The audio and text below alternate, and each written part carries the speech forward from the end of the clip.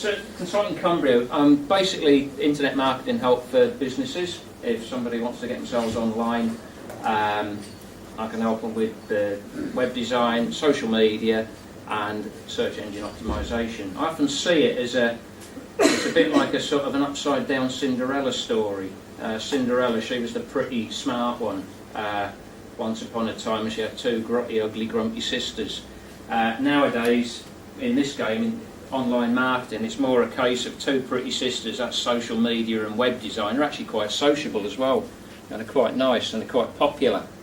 But this Cinderella, she's an ugly old grey-haired wazzard that lives in a cupboard most of the time, sort of doing all sorts of boring stuff, which a lot of the work is, but it's actually very, very important because it can provide a really secure foundation to any of the web design work that you do and to any of the social media activities that you undertake, and it can massively boost the effectiveness of all those efforts and at the end of the day boost your bottom line, which is what it's all about. So that's where this title comes from, the ugly sister of online marketing. So SEO, this talk is really focused on the local flavour. Optimising your website so that it can be found in search. It's sort of, you've got a slightly different emphasis when you're looking for a local market, when you're targeting local people somewhere in the area that you're at. Maybe people who are looking to come in and stay at your hotel. It might be people living locally who want what you do straight away. They might not know who you are. So what really matters? Quite a few things. It's got sort of complicated and murky. So SEO, first of all, it's the art and craft of getting visible when somebody near you searches for what you do or what you can offer them. And it's especially important when they don't already know who the hell you are. There's businesses I bump into every day in Carlisle. I've never heard of them before. They seem to do a good job, but I've never heard of them. So it's that idea of being able to, pop up when somebody's looking for what you do rather than who you are. Lots of changes happen in the search engines. Google, Bing, Yahoo, they're always trying to outfox people like me and Jenny and Paul, who are always trying to get things to the top of the pile. And every sort of 3-4 months ago somebody says, SEO's dead because Google's changed the rules, and basically it isn't dead, it's alive and it's kicking and it's evolving quicker than the flu virus basically. It's always changing. Google in particular, something like 500 changes in the course of last year. So what is SEO? So let's go back, and really that malarkey, it's the process of tuning your website in, tuning your social media in as well, because it's all part and parcel, tuning in to what your potential customer's looking for, rather than setting your website up to give them what you think they ought to be looking for. And often it turns out to be the same thing, but in some businesses it's subtly different, and if you sort of get digging into keyword research, finding out what people are actually typing in, you can find some subtle differences that you can take advantage of to sort of boost what you do. Okay, so why am I focusing on local SEO? Something like half the searching that goes on these search engines is for something nearby. There's a hell of a lot of searching going on, even in places like Cumbria and Carlisle. It's catching up with the rest of the world. People like to get stuff nearby. Amazon, eBay, you can get it cheap, but sometimes cheap doesn't fit the bill, and sometimes people get a bit sick of being on FaceApp and TwitFace and all the rest of it, and they want a break, they want to see a person. So why don't you be tuned in so they find you as that person? Location, service and product. And what I'm trying to get at here is understanding the keywords that people type into the searches. So they're a very important part, and I like people to do this when they've done their sort of business plan, their marketing plan, if you like, but before the web designer even gets talked to. It's so that you've got an idea in your mind what your customers are looking for, and you can build that website and that social media presence around those things. Okay, local SEO is basically a lot easier than trying to, outrank Amazon for selling, shredded wheat widget warmers or something, whatever. Trying to rank your business globally can be really tough. But ranking locally can be relatively simple. But over the last 2 years in particular, it's also become much more complex, and you can shoot yourself in the foot quite easily. And I'm still digging myself out of a hole that I created 2 years ago by moving house twice. Because I've still got listings popping up left, right and centre with 2 addresses ago. And it's really important. That quite significantly suppresses my appearance in the search results. And hopefully in about 3 weeks should be clear of all that clutter again. So it does take effort. Although it's easy, you can trip yourself up quite easily if you're not careful about how you go about it. Local search engine optimization, getting yourself in front of people who are searching for stuff in your area, is about NAP. And that little acronym you've got to keep in mind when you do anything with your website or with your directory listings, and even with your social media profiles as well. Just always think NAP. And what it is, name, your business name. Go online and look for yourself tonight and see how many different ways your business is spelled. See how many times you've put a short name in, and sort it out tonight. Make sure that your business is named very, very consistently right across every single bit of web property that you are chasing. It's really very, very important. They are the 3 factors that Google, Bing and some of the other search engines use to put trust in you, that gives them the confidence to sort of stick you up and say, oi, this one's a good answer to what you're looking for. Okay, so make sure your NAP stuff is absolutely consistent right across the ecosystem, as they call it. So the address, I'm still suffering from this. I've got stuff popping up about me in Church Place and Dixon Road. Okay, I've only got about a couple of dozen to track down now. Because what happens, you get listed in one service and other services pick that data up and say, oh, there's a business, we'll stick him up there. They don't bother verifying it. Whereas Google and Bing and Yahoo, they like to check out who you are and what you are and where you are. So the address is crucial. Phone numbers, you don't have to put your hands up, but sort of mentally put your hand up and say, how many of you are looking for local customers and you've got a mobile number or an 0800 number on your website? A local number with a local code, again, it's like a pin nailing you to that place, and again giving the search engine gods the confidence to sort of raise you up in front of people.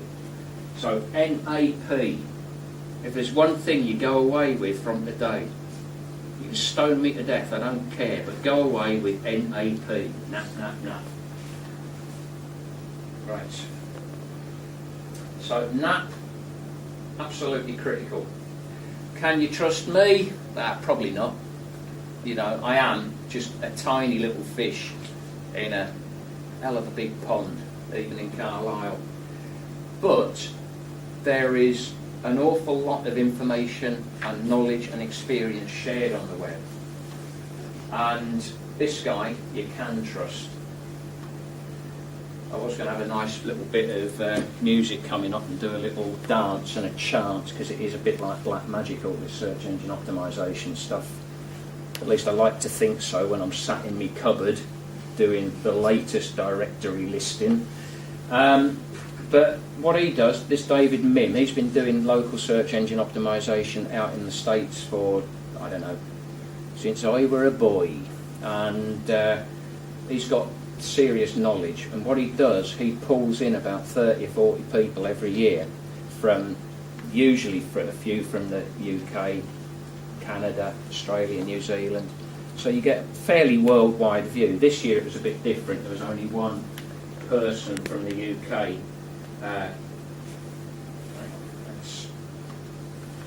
There's only about one person from the UK came in, and they survey these people who've got between them hundreds, if not thousands, of clients, and they sort of say, all right then, let's get down to the nitty gritty. What worked? You know, what actually made a difference? Now, 30 people from half a dozen countries, the opinions are very varied. Not necessarily a lot of agreement, you might think, except for the last 3 years the agreement's been pretty close, you know, with a few little wobbles. And all the news you might have heard about Google changing things, in local it's sort of stayed fairly constant within a little bit. And they produced this report, and it is completely hype free. You might want to make a note of this. 2013 local ranking factors survey. Bit of a gobble, but that's the Bible. If you're trying to get your people in front of your website, your business in front of a local audience, that is the Bible. And that's what most of this talk is going to be based on, just trying to pull out a few salient points from this year's survey. The UK this year was only represented by this woman from Nottingham, Susan Hallam, and she's, I think SEO-wise and internet marketing-wise, I think you'd probably agree, Paul, bit of a beast. Have you never come across her? Well, she gets pulled in for this every year, I think, and anyway, she's where I'd like to be in about a year or two's time. Okay, so there is a bit of UK input to it even this year, and she's prettier than me, so oh come on, use the mouse. Brought it, so why not use it? Yeah, feel free to butt in, fire away. 2013 search book. Local search ranking factors. And please feel free to butt in or say, boy, that's rubbish, because this worked. You know, there isn't just one answer to any of these things. So, this is the 5th year they've pulled all this data together. You know, the people that have been involved, they've been from, you know, local marketers in varied places around the world.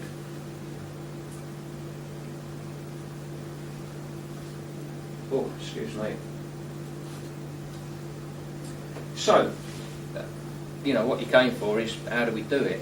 Well, this isn't really going to be a how do you do it.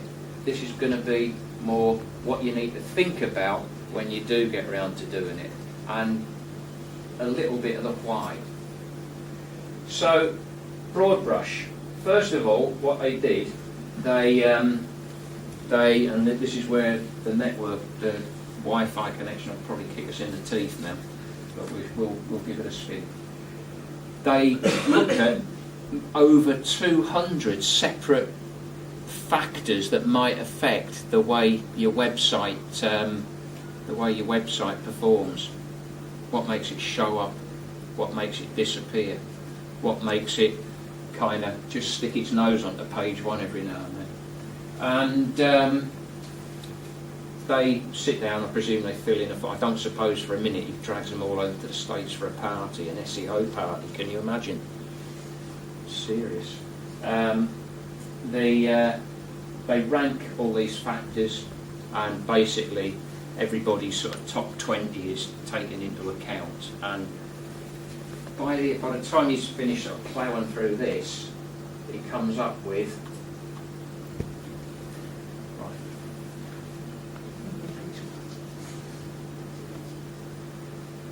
if not, I've got the original web page on, and it all 5, 4 to the actual web page itself, because the little bits of script on it still work. So basically, all these 200 themes, he's kind of clustered them together into sort of 8 broad sort of categories. And he's looked at place page signals. Anybody know what that means? Have you all got a Google account? Have you all got your business updated on the map? Have you got your Google Plus business page? That's the Google Places signals, the stuff that's tying you into a place. Now, external lock signals. Signed up on Yelp.com, are you in Quape or Yelp as it's now been absorbed into? Are you on Thompson Local and all these various online directories? Get on them, because they make a huge difference. Another huge thing is your website itself, the stuff you and your web designer can do. You know, to getting the title tags sorted so that they've got the keyword that's important for that page, and the location keyword that's important for that page. Quite a lot of web designers even now are still using the same sort of keyword title tags right through the website. And basically what that's saying to the search engines is, this page is about widgets, oh no, this page is about widgets, that page is about widgets. So search engines looking at it and thinking, well, which the hell one is about widgets? You know, come on. So basically what that does, it divides, it dilutes your authority, it dilutes your ability to show up for stuff. And so the on-page stuff is really what you and your web designer can do to focus a page of your website on a particular question, problem, or service that's somebody that you think from your keyword research people will be looking for. And in local terms, it nearly always needs to carry that location keyword. So if you're looking for people in Carlisle, Carlisle needs to show in there somewhere, in the title tags, in the content. So it's all about focusing that website on a particular aspect of what you do, but always thinking about what the searchers, what the visitors, what the prospects, what the potential customers are looking for. What's the itch they need to have scratched? Can you scratch it with that page you've just put up? So that stuff, 1, 2, 3, you've got massive control of those 3, and they're critically important. Links, they can be links from the directories we were talking about here, backlinks to your website. That's when somebody on a blog, in social media, on a Facebook page or something, puts down the web address and sort of puts it there for everybody to see, and somebody can click on it and they're taken to a page on your website. So backlinks like that, the more competitive your marketplace becomes in your area, the more important they get. Reviews. Any hotel businesses here who have had the TripAdvisor wobbles. When you look at some of the vitriolic reviews that are on there, it can be quite scary. Social signals, so this is all your Google Plus, your Facebook, your Twitter, your LinkedIn, your Pinterest. All of this activity, if it's mentioning you, or it's mentioning what you do, or it's pointing to your website, all of this is stuff that's saying, this website's important, it's got authority, go and look at it. So it's all about flagging yourself up. Behavioural, mobile signals. This is the really boring bit, I'm afraid, sorry. But, you know, this is what people do when they get on your website. How many times have you clicked on a result in the search, look promising, you get there and it doesn't tell you what you thought it was going to tell you? Make sure your web page tells the visitor what they were looking for. And so that means the implication is that your website needs probably a hell of a lot more pages than you've got on it, because actually your customers aren't just looking to answer one question. That's kind of the implication of it. One page can only really answer one question. It's, you know, and it's not hard and fast stuff, but it's that's kind of what you've got to have in the back of your mind as you put this together. So what happens if somebody comes in on a mobile? You know what it's like. You get a web page on your mobile, and it's shrunk down. You can't read the darn thing.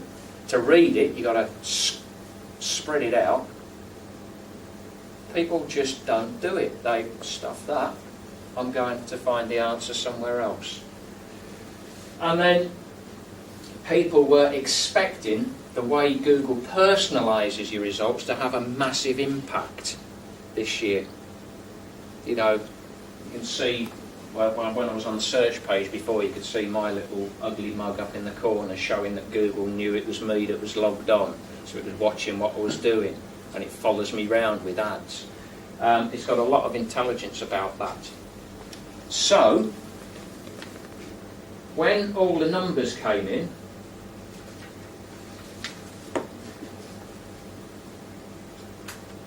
it turned out that those Google Place Pages signals seemed to be the most influential thing you could do, assuming you had a website. Yeah? But, you know, once you've got a website and you're up and you're online, getting all your Google stuff straight, which is what I'm in the middle of doing for myself at the moment, and that's partly due to having fiddled around with the new toys when they were new and ended up with Google Plus accounts, and then about 6 months ago reading, oh, you're only supposed to have one per person. I better kind of rein it all in. I kill about 3 YouTube channels. So Google stuff, get that sorted. Get your directory listings, your bookmarking listings, get your, you know, so all your Yelps, all your, see if you can get listed in StumbleUpon if you want. You know, all these various directory websites that you will see, and each business in each town will have a slightly different mix of directories as you go down the search results. And this is a time when, you know, if you're sorting out your directory listings, look for what your business does, and then see if there's any directory listings on that first page of results for people that do what you do, where you are. Then go down page 2 and see what directories are on page 2. Make sure you're in there. Then page 3. And yes, it's boring and it's tedious and it's mind-numbingly repetitive, but it's actually very important for making sure that you can have a presence locally that is long-lived, not just a flash in the pan. Okay. Again, as I said before, this is a mess that I'm still trying to clear up for myself. So I know how it can put you right down from personal experience. So on page, this is the business, the sort of techie nerdy stuff that I'm far too involved with, where you make sure that you or your web designer identify what the keywords are that are important to that web page. It might be social media trainer, Penrith. It might be, what's your business? Venue, conferencing meetings. Okay, so conference events manager or events organisation, Cumbria. Yeah, because, you know, Cumbria is still a recognisable location. Or it might be, you know, just working with the conference stuff within Carlisle on that sort of project, if you like. And your focus might just be people looking for something in Cumbria. But you've got to make sure that you've identified the keywords that are important to the people you want to grab. Then those keywords have to appear in the title tag of the page, and at the end we'll actually look at what some of these are in, you know, rather than just waffling on about them. You need to make sure that it shows up somewhere in the headers. You need to make sure that it shows up a few times in the text, all this keyword stuff. But you don't write your page for a robot that comes from Google. It's absolutely crucial to write that page for the person that is visiting, to engage them, so that, you know, literally it sort of grabs them by the eyeballs and draws them into your page and doesn't let them go. That's and, you know, I'll say I'm about a quarter of the way there myself. It's hard. It's hard work unless you can afford, you know, a good copywriter and somebody to really do that keyword research in detail. So make sure, if you can, that your domain name doesn't exactly match it, because Google kind of takes a leery eye. It doesn't automatically kill them or penalise them, but it does take a leery eye on the name of the domain, the name of the website. So at the moment, Cumbria SEO Services is one little website I've got, or Consulting Cumbria the other one. Google is always pulling me up and giving me little captures because it's thinking, oh, he's sniffing. You know, it's, you know, this is obviously an SEO nerd who I need to keep an eye on. So it's, you know, the brand name keywords. If your website is focused on a brand, even though you're a local business, stick with it. Stick with it. Okay. But the page inside your website that's about the plumbing business that you do, the particular service you're offering to Stanix, that could certainly be the service location keyword. Okay. So, for instance, if you had you know, the Joe Blogs photography service, which is really sort of looking to sell your photography work in Carlisle, you know, Joe Blogs Photography Carlisle or Joe Blogs Photography Cumbria would be quite a reasonable domain to have, and isn't sort of too desperately keyword stuff. And it's, you'll notice that my explanation got a little bit hazy there, because Google is a little bit hazy about it as well. Whatever you do, don't just go suddenly changing the name of your website and moving it onto another domain just because you think that might be better. Stick with what you've got, but then optimise the pages deeper within the website for the questions that people will be asking. And Paul, feel free to jump in as well, because you've got even sort of deeper knowledge of this than I have.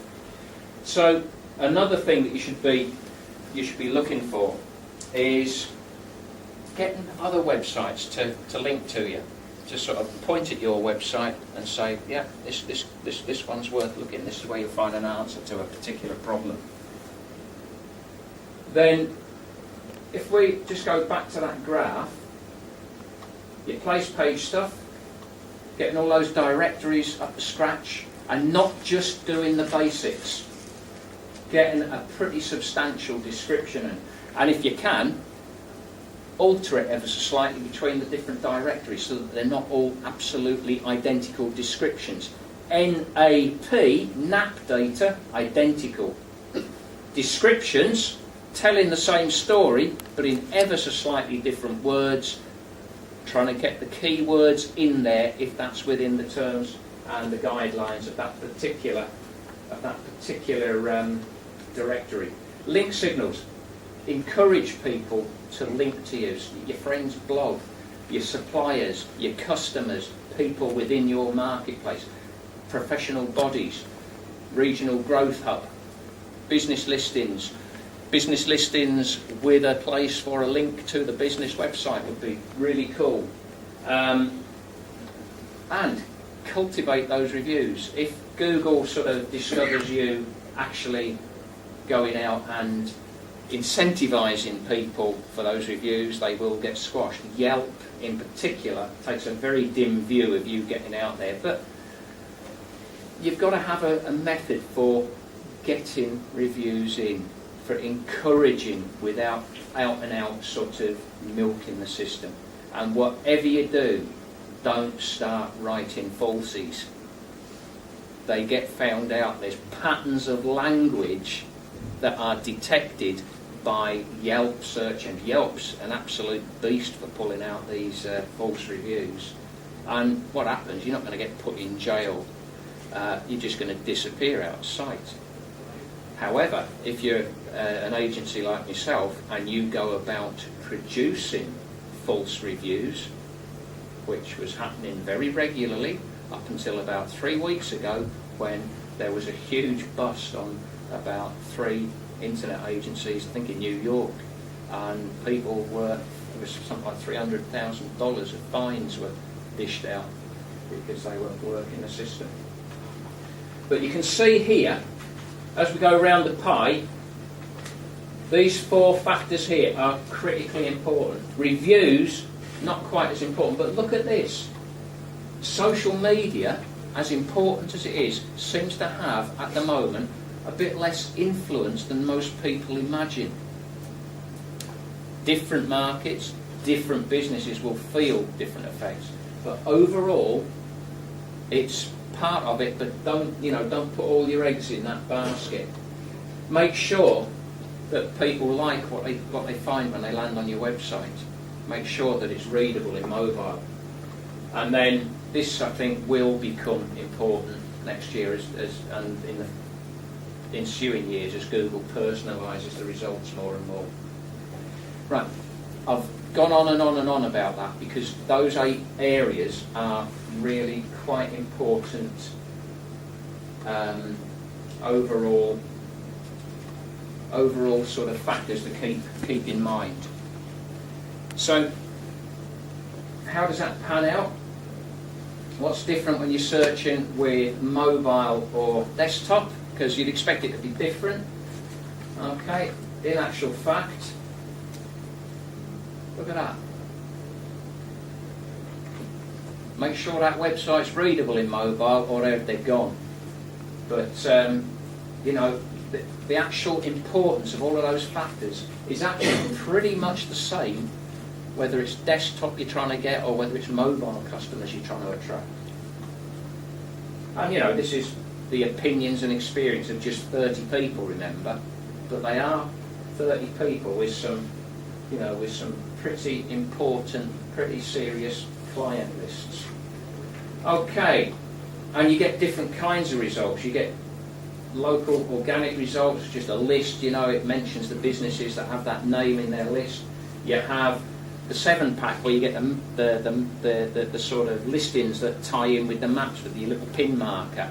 And now they've got this nasty little thing called the carousel that will be appearing. It's hotels and restaurants and businesses like that.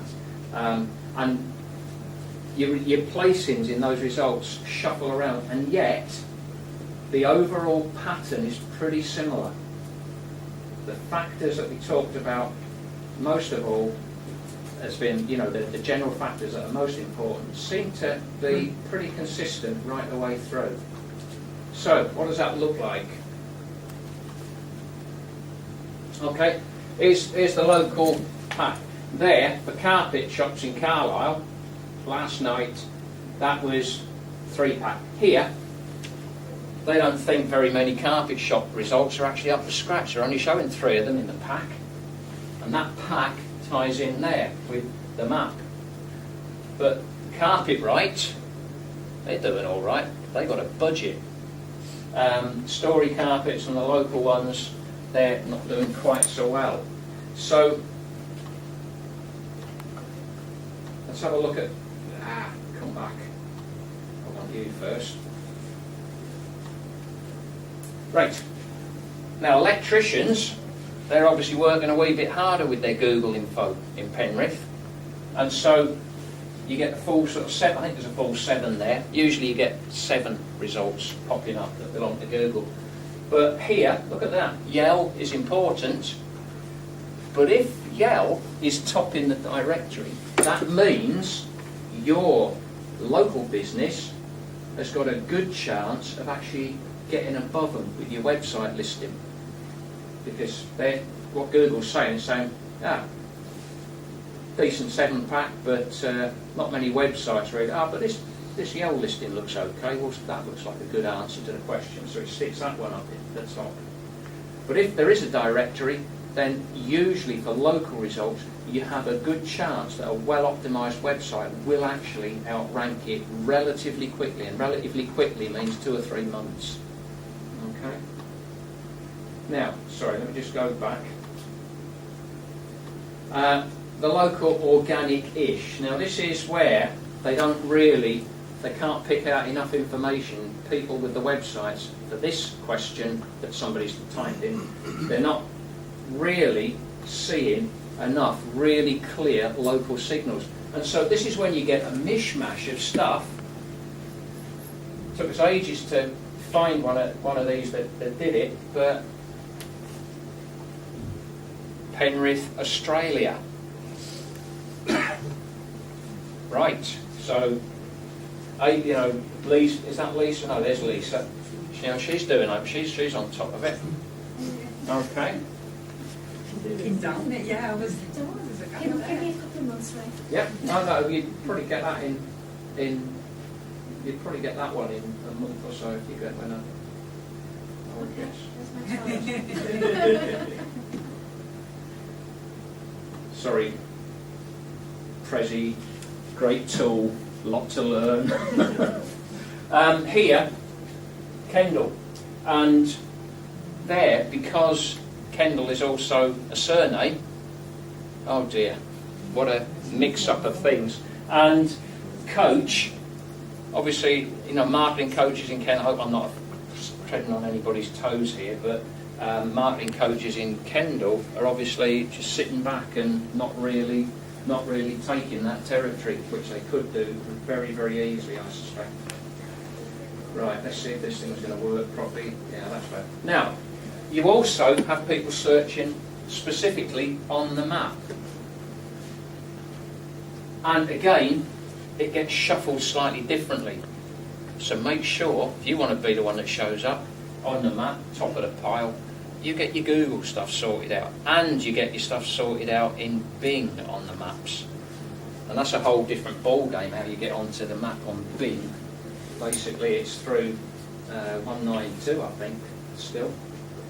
I get go on. You're saying sort it out. How do you sort it out? Next. Sorry. No, that's a good question. What it means, I've been droning on for too long, so I consider myself slapped. Actually, we just link to that. But when do you approach them, or when people ring you up and say, "I'm from so and so," my instinct always is they're not. When anybody rings me up, very resistant to that. How do you know, who's who? And In terms of somebody trying to sell the sort of service I provide. I'll say we're from Google, or we're from here or there. Very difficult. And basically, it's thank you very much. I'll ring you. Yeah, so the instinct is right. Yeah. You're still left with how then do you access them? Yeah. And basically, sort of have a good search in your local area next week when I'm back up again. Okay. So basically, this is a look at if you're just getting to grips with getting yourself optimised for local search. One of the things that's really important is you need to focus on the most important factors. And if you haven't done any of this up to now, these are the 10 things that you really do need to focus on. And what I'll try and do, I'll try and get this sort of put up and a link to it on my blog on consultantcumbria.co.uk, so you can get at it. Basically, when you get onto Google and you try to categorise your listing, make sure that you try and use as many of Google's own categories that can be applied to your business as possible. And this is a flipping nightmare, because number one, there's a bunch of Yanks that wrote categories, excuse my politically incorrect approach, but they don't know English, I'm sorry. Just looking for an argument now if there's an American in the room. But you know, getting the categories right is absolutely critical. If you're not in the right category, Google can see straight away, and it just decides you're irrelevant and you sink out of sight. There is a tool here, when you get to see the presentation again, which will link you to a list that Mike Blumenthal's put together of all the UK, US and such like categories. Now, number two, what's the second thing you need to focus on? Oh, come on. Second thing, make sure, if you want to rank locally, try and get yourself in that city. Have an address in that town. Have an address in Cumbria. You know, that is just the biggest signal. So that's the second most important thing for anybody starting out. If you are not in the area, but you're trying to get business from that area, then you will need to work harder, much, much harder on all the other factors. It's not impossible to do. What I said before, NAP, consistency of these structured citations. Citations are just mentions of your business. Sometimes they have a link pointing at your business, sometimes they're just, you know, the name, address, phone number and some other information. But the structured ones, Yelp, Thompson Local, Yext and all these directories, those, make sure that NAP information and any other information you present is really, really consistent. Particularly name. Lyle and Watson's Opticians is not the same as Lyle and Watson's Opticians. Fortunately, I think, a mythical business. Now, next thing, number 4, make sure that you're getting in all the best directories for your business. So that is the business of searching down the Google results, the Bing results, for all the directory listings that show up when your business, or when somebody searches for what your business does where you are. And there's dozens of them. There will be a link to a list of the 50 most important useful ones. Again, if you have a look in after this. Make sure that in the HTML code of the page that NAP data is in there as well. So somewhere on that page, name, address, phone number show up. The footer is not a bad place to do it. It's where most people put it, you know, right down the bottom of the web page. But if you can get it in the top, so it's one of the first things that Google comes across or the spiders come across, that's a pretty good strong signal that it's important to your business where you are. Number 6, how many? Concentrate first on getting a few and getting them up to a really high standard. Photos, videos if you've got them, really good descriptions. And then after you've got a few of them up to a really good standard, then start piling them on, you know, getting more done. And sort of spread that work over a period of months, because it is long, hard and tedious. Now, don't forget your website. While all that work's going on, you need to be working on the content of your website.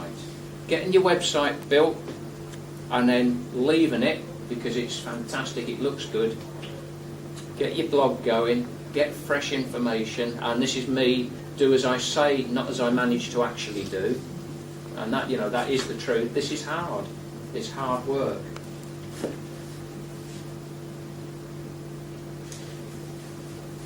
How many people, well, don't put your hands up, but How many people still haven't been onto the Google map listing that they've seen for their business and actually claimed it? There's a process. Usually on all these listings you'll see something that says claim this listing, manage this page. If that's your business that's been talked about, you better make sure you take some ownership of it. It's not unknown, and it's happened in this town. The very first client I ever had, somebody stitched his listing up. You know, it doesn't happen very often, and I don't think it was the consequences about 6 months later were any good for that other business, but that was quite a salutary experience for the business involved, and I won't sort of drop a name. But make sure you've gone on there, you've verified it, and you've claimed it, and you've taken control of it, and you've updated it to a high standard of quality. Right, title tags. That's the bit that shows up along the top. You know, you go on a web page and there's a bit where that tab is sticking up and there's some writing and it pops out when you hover over it. That's your title tag. And that's still one of the most important pieces of your web page to get right. Make sure you pay good attention, and make sure your web designers pay good attention to what is put in to those title tags. It should contain the keyword for that service, and it should contain the keyword for that place if you are targeting a particular place.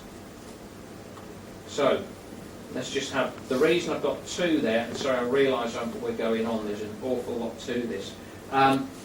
Here, let your inner self, there's a salesy bit there, pure health holistics is what's the rest of it. Okay, they get away with it in Carlisle or Kendal or wherever this one came from. It's pretty random. There we go. But in Glasgow, you better do it right, because you've got thousands of people you're fighting against. Carlisle is not competitive in this respect at the moment. And so, you know, people get away with stuff, but you need to be looking to the future. And the 10th thing, I like this one, sounds like Doctor Who. Proximity to the centroid. Basically, it's the lump in the middle of the area, and it's a pretty ill-defined lump, and it's quite big, so don't panic if you're on the edges of it. But the closer you are to that sort of lump in the middle for the businesses that you're involved with, the better.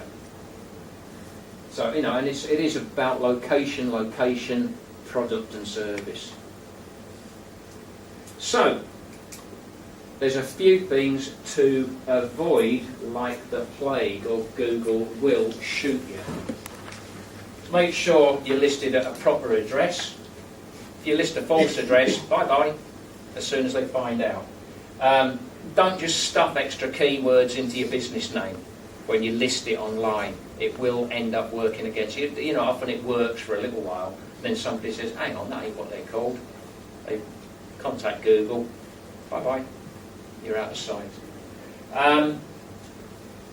Mismatching the NAT. If you do this, if you've got different names and different phone numbers and different addresses showing up, which is what I'm still suffering from at the moment, you get squished down. Make sure you get in the right business category. You know, presence of multiple place pages with the same or a similar business at the address. This is where somebody's kind of had a go once, forgotten about it, they sign up for Google again, they have another go, do it again, and before you know it, you've got half a dozen places pages that are all sort of point at the same place, almost about the same thing. Google says, hang on, this doesn't look very professional. And there's a list. I'm not going to go through them ad nauseum, because you'll have access to this afterwards. Just don't do any of that negative stuff. And again, messed that up. The picture changes if you're in a business like hotels or, to an extent, taxi services in Carlisle, to an extent plumbers. If some of the businesses around you have already started trying to do all this optimization stuff for the local marketplace, the focus changes. and we're over time, so I won't go into the little slide that details some of that. As I say, it will be up and visible. There's lots of bits to this local SEO. If you're untidy and disorganised about it, as I was, then it messes you up and you just kind of disappear out of sight. If you're organised and you can track what you're doing and you know where all your listings are and you methodically work through them, you can boost your ranking really well. If you can tune your website into the keywords that your customers are actually searching for, then you've got a good chance of being the answer that pops up for that question. Like I say, I've sent somebody to sleep already. Oh my God, there's too much. Okay, so I'll stop rabbiting now because we are over time. Thank you for coming. I'm impressed. If there's any questions, feel free to fire away. Feel free to go and get some grub. I'll be downstairs on the first floor on the sort of paper-free, PVC-free stall. You know, I don't do any of that pollutional nonsense. As in, no, I just like to do it. Minimalist marketing. But if you want somebody to have a look at your website and just give you a couple of little pointers, a couple of very quick analysis, then feel free to come and have a chat and I'll give you a bit of free information while I'm here. Buy me a beer when you see us, and that'd be brilliant.